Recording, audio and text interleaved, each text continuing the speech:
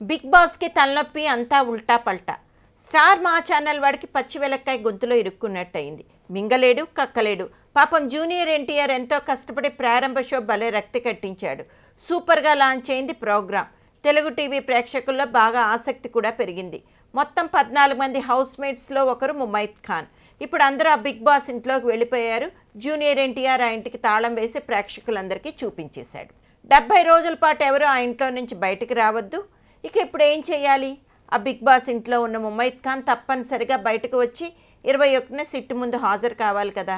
లేకపోతే సబర్వాల్ ఆ ఇంటి తాళాలు పగలగొట్టి మరీ లోపలికి వెళ్తాడు కదా. అప్పుడేంటి? 70 రోజుల షూటింగ్ ఆల్రెడీ అయిపోయిందా? ముమైత్ ఖాన్ సిట్టు విచారణకు వెళ్ళడానికి ప్రాబ్లం ఏముంది అని అంటారా?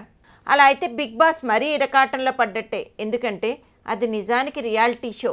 ఎప్పటికప్పుడు రియల్ టైంలో ప్రేక్షకులు చూపే ప్రోగ్రాం. ఒకవేళ ముమైత్ ఖాన్ సిట్టు విచారణకు వెళ్ళింది అనుకుందాం. అప్పుడు ఏమవుతుంది? రియాలిటీ అనేది బోగస్. అంతా ఎప్పుడో రికార్డ్ చేసి షో చేసి జనం చెవుల్లో క్యాబేజీలు పెడుతున్నారు అనేది అర్థమైపోతుందిగా. అప్పటికి ఆ షోలో మజాయే లేకుండా పోతుందిగా. అది మరి దెబ్బ. మొత్తం షో దెబ్బతినిపోతుంది. సరే, ఏదో ఒక కారణం చూపి ముమైత్ మొదటి వారంలోనే ఎలిమినేట్ చేస్తారనుకుందాం. మధ్యలో ఉంది కేవలం 3 రోజులై.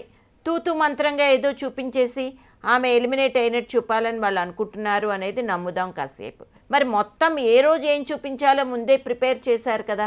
అదంతా అడ్డగోలుగా గందరగోళంలో పడినట్టే కదా. సో 21వ తేదీ బిగ్ బాస్కు పెద్ద పరీక్ష.